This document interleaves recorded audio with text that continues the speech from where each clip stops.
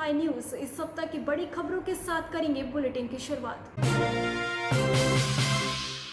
तालिबान ने आगे बढ़कर अमेरिकी सैनिकों की वापसी से 2 हफ्ते पहले रविवार को राजधानी काबुल पर कब्जा कर लिया।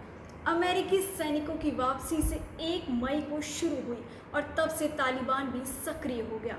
उसने एक एक करके बड़े शहरों पर कब्जा किया और आखिर में काबुल पर कब्जा कर पूरे अफगानिस्तान को अपने कब्जे में ले लिया। आपको बता दें कि तालिबान एक उग्रवादी समूह है। ये वो है जिसने 1990 के दशक के अंत में देश भर पर शासन किया था और अब अफगानिस्तान में एक बड़ी ताकत के रूप में उभरा है और देश भर में अपना नियंत्रण जमा लिया है। तालिबान की अफगानिस्तान पर अधिकार करते ही तबाही की तस्वीरें सामने आने लगी है। तालिबान ने बामियान में हजारा समुदाय के नेता अब्दुल अली मजारी की प्रतिमा को तोड़ दिया है। अफगानिस्तान को बचाने के लिए बनाए गए फ्रंट नॉर्दर्न अलायंस ने तालिबान के खिलाफ जंग छेड़ दी है। तालिबान को कई जगहों पर आम जनता के विरोध का सामना करना पड़ रहा है और ऐसा ही एक मामला जलालाबाद में सामने आया। यहाँ लोगों ने तालिबान शासन के बीच अफगानिस्तान का झंडा लगा दिया, जिसे तालिबान ने हटाने की कोशिश की और अपना झंडा लगा दिया। इस दौरान लोगों की तालिबान से भिड़ंत हो गई और इस भिड़ंत में गोलीबारी के समय एक व्यक्ति की मौत हो गई। अफगानिस्तान में तालिबान की हुकूमत के बाद अब all India Muslim personal law board के प्रवक्ता सज्जाद नोमानी का एक चौंकाने वाला बयान सामने आया है। नोमानी ने तालिबान को बधाई दी और कब्जे को जायज़ बताते हुए उन्होंने कहा कि हिंदी मुसलमान तालिबान को सलाम करते हैं। वहीं इसके साथ ही बाकी देश अफगानिस्तान की इस स्थिति पर बेहद चिंतित है और इसी कड़ी में ब्रिटेन ने कहा है कि वह 20,000 अफगान शरणार्थियों के पुनर्वास की व्यवस्था करेगा। इसमें धार्मिक आधार पर महिलाओं और अल्पसंख्यकों को प्राथमिकता दी जाएगी। साथ ही संयुक्त राष्ट्र की मानवाधिकार परिषद ने अफगानिस्तान की स्थिति पर चर्चा करने के लिए 24 अगस्त को एक विशेष सत्र निर्धारित किया है। और आपको बता दें कि तालिबान अब अफगानिस्तान में सरकार बनाने की पूरी तैयारी कर चुका है। सह संस्थापक और राजनीतिक प्रमुख मुल्ला बरादर अफगानिस्तान के राष्ट्रपति हो सकते हैं। वहीं एक तरफ अफगानिस्तान में तालिबान का शासन स्थापित हो रहा है, तो वहीं उपराष्ट्रपति अमरुल्लाह सलेह ने खुद को अफगानिस्तान का केयर टेकर राष्ट्रपति घोषित किया है।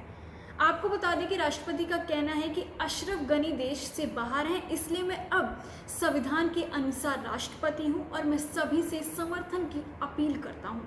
इससे पहले तालिबान द्वारा काबुल पर कब्जा करने के 3 दिन पहले राष्ट्रपति अशरफ गनी ने देश छोड़ दिया था और एक रिपोर्ट के अनुसार ऐसा सामने आया है कि वो कुछ पैसे लेकर भी भागे थे। अफगानिस्तान में तालिबान के कब्जे के बाद भारत ने भी अपनी चिंता व्यक्त की है। प्रधानमंत्री नरेंद्र मोदी ने मंगलवार को सुरक्षा मामलों की कैबिनेट समिति की बैठक ली और प्रधानमंत्री ने अफगान मामलों से जुड़े अधिकारियों को आने वाले दिनों में अफगानिस्तान से भारतीयों की सुरक्षित वापसी के लिए सभी से जरूरी कदम उठाने का आदेश जारी किया है। आपको बता दें कि अफगानिस्तान में भारत के राजदूत रुदेंद्र टंडन अफगानिस्तान में फंसे अन्य भारतीयों समेत 150 लोग भी सुरक्षित इलाकों में, ये जानकारी उन्होंने दी और उन्होंने ये भी कहा कि 1-2 दिनों में एयरलिफ्ट बाकी लोगों को कर लिया जाएगा। नोबेल शांति पुरस्कार जीतने वाली पाकिस्तानी सामाजिक कार्यकर्ता मलाला यूसुफजई ने अफगानिस्तान की इस स्थिति पर चिंता व्यक्त किया और उन्होंने साथ ही पाकिस्तान से ये अपील भी की है कि शरणार्थियों को पाकिस्तान में जगह दी जाए, क्योंकि वो बहुत अच्छे तरीके से समझ सकते हैं कि इस समय अफगानिस्तान में रहने वाली महिलाओं की स्थिति क्या होगी और वो किस डर का सामना कर रही होंगी। अगले साल उत्तराखंड में विधानसभा चुनाव होने वाले और इस बार आम आदमी पार्टी भी उत्तराखंड में चुनाव लड़ने की तैयारी कर रही है और इसी कड़ी में अब आम आदमी पार्टी ने अपना सीएम चेहरा भी घोषित कर दिया है। आम आदमी पार्टी ने कर्नल अजय कोठियाल को सीएम का चेहरा बनाया है। दिल्ली के मुख्यमंत्री और आम आदमी पार्टी के संस्थापक केजरीवाल ने इसकी घोषणा की। उत्तराखंड के देहरादून में अरविंद केजरीवाल ने कहा कि अजय कोटियाल को आम आदमी पार्टी का मुख्यमंत्री उम्मीदवार बनाया जाए। ये वो शख्स हैं जिन्होंने फौज में रहकर देश की सेवा की और जान की बाजी लगाकर दुश्मनों को धूल चटाई है, लेकिन अब ये राजनीति में आकर ऐसे लोगों का भी खात्मा करेंगे जो लोगों पर बुरा असर डालते हैं। वहीं उन्होंने ये भी कहा कि उत्तराखंड को दुनिया की हिंदुओं की आध्यात्मिक राजधानी बनाएंगे, ठीक व्यवस्था की जाएगी और जितने लोग अभी यहाँ आते हैं उससे 10 गुना लोग यहाँ पर दर्शन करने आएंगे। इससे लोगों को रोजगार मिलेगा। दिल्ली देश की प्रशासनिक राजधानी होगी तो उत्तराखंड दुनिया के हिंदुओं की आध्यात्मिक राजधानी होगी। आपको बता दें कि इससे पहले अरविंद केजरीवाल जब देहरादून आए थे, उन्होंने लोगों से 300 यूनिट बिजली फ्री देने का वादा किया था। इस बार भी उम्मीद की जा रही है कि वो इस तरह के और भी बड़े वादे कर सकते हैं, यानी कि चुनावी घोषणा और भी बड़ी हो सकती है, लेकिन ये तो आने वाले दिनों में ही देखा जाएगा। वहीं इस मौके पर कर्नल अजय कोटियाल ने कहा कि अरविंद केजरीवाल का बहुत धन्यवाद करता हूँ कि उन्होंने मुझे इस काम के लिए चुना। अगर मुझे सीएम का पद मिलता है तो मैं लोगों की सेवा उसी प्रेम भाव से करूंगा जिस प्रेम भाव से मैंने अब तक देश की सेवा की है।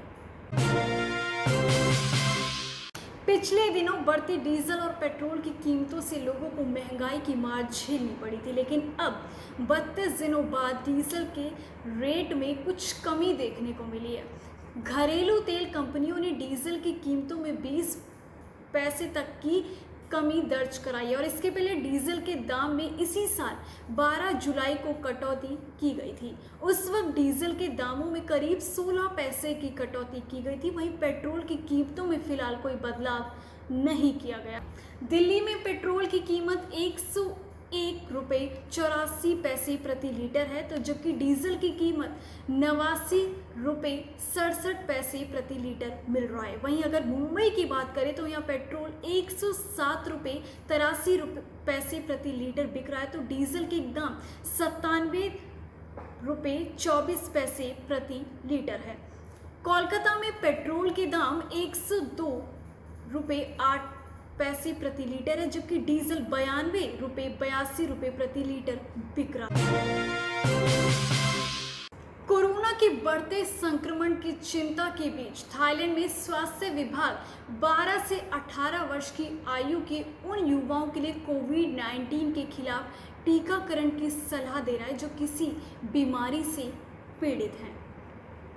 आपको बता दें कि अगस्त के पहले सप्ताह में इस समूह के कुल 7,787 लोगों को इस बीमारी का पता चला था और दूसरे सप्ताह में ये संख्या बढ़कर 8,733 हो गई। वहीं स्वास्थ्य विभाग ने इस संक्रमण के लिए इस आयु वर्ग के लोगों की अधिक निगरानी की आवश्यकता की ओर इशारा किया है। थाईलैंड के बाल रोग विशेषज्ञ के रॉयल कॉलेज ने सलाह दी है कि 12 वर्ष और इससे अधिक आयु के युवा जो अधिकतम और सख्त कोविड-19 नियंत्रण क्षेत्रों में रहते हैं, उन्हें कोविड-19 के खिलाफ टीका पहले लगाया जाना चाहिए। टीकाकरण कार्यक्रम उन युवाओं पर केंद्रित होना चाहिए जो अंतर्निहित बीमारियों से पीड़ित हैं, जैसे कि मोटापा, हृदय धमनी रोग, किडनी रोग, स्ट्रोक, कैंसर, कम प्रतिरक्षा प्रणाली, मधुमेह और आनुवंशिक विकार। वहीं विभाग प्रमुख ने कहा कि माता पिता और संक्रमण के जोखिम वाले लंबे समय से बीमार युवाओं की देखभाल करने वाले लोगों को ये सुनिश्चित करना चाहिए कि उनका टीकाकरण हो और उन्हें AMR-ANA प्रकार के टीके लगाए जाने चाहिए। स्वास्थ्य विभाग ने ये चिंता इसीलिए जाहिर की क्योंकि थाईलैंड में कोविड-19 का प्रकोप बड़ी तेजी से बढ़ रहा है और इसीलिए युवाओं को सुरक्षित रखा जा सके तो जो युवा किसी पुरानी बीमारी से पीड़ित हैं उनका टीकाकरण पहले होना चाहिए, ये स्वास्थ्य विभाग ने सलाह दी है। थाईलैंड सरकार ने बढ़ते कोविड-19 संक्रमणों के मद्देनजर महीने के अंत तक लॉकडाउन के उपायों को बढ़ाने का फैसला किया है, लेकिन डिपार्टमेंट स्टोर में स्थित बैंकों और वित्तीय संस्थानों को फिर से खोलने की अनुमति दी जाएगी। प्रधानमंत्री की एक बैठक में ये फैसला लिया गया है। तो वहीं centre for covid situation administration ने मौजूदा कोविड-19 प्रतिबंधों को 31 अगस्त तक बढ़ाने का फैसला किया है। आपको बता दें कि पिछले महीने कोविड-19 बैंकॉक और 28 अन्य रेड जोन प्रांतों के प्रसार को रोकने के लिए लगाए गए थे और जो अब समाप्त होने वाले थे, लेकिन अब इन्हें बढ़ाया जा रहा है। उच्च जोखिम वाले प्रांतों में रहने वाले सभी लोगों को महीने के अंत तक कर्फ्यू का पालन करना होगा। मॉल में बैंकों और वित्तीय संस्थानों को परिचालन फिर से शुरू करने की अनुमति दी जाएगी। वहीं संक्रमण पर रोक लगाने के लिए सरकार सार्वजनिक परीक्षण भी करेगी, खासकर उन व्यवसायों में जो 50 से अधिक श्रमिकों को रोजगार दे रही हैं। उन्होंने कहा कि जनता के बीच एंटीजन टेस्ट किट के व्यापक उपयोग को बढ़ाया जाएगा और संबंधित एजेंसियां देश को फिर से खोलने की तैयारी में थाई कोविड पास पर काम शुरू करेगी। सीसीए ने 7+7 पर्यटन योजना को भी मंजूरी दी है, जिसमें फुकेत सैंडबॉक्स कार्यक्रम के तहत पहले ही से ही 7 दिन बिताने वाले पर्यटकों को सूरत धामी, काबरी और फंगागा की यात्रा करने की अनुमति दी जाएगी। इसके साथ साथ ही सीसीए ने भूटान के साथ एक वैक्सीन का भी सौदा किया है। सरकार कमजोर समूह में अधिक से अधिक लोगों को टीका लगाने का प्रयास कर रही है। ये थी इस सप्ताह की कुछ बड़ी खबरें। अगली बार हाजिर होंगे कुछ और बड़ी खबरों के साथ। तब तक के लिए देखते रहिए इंडो थाई न्यूज़।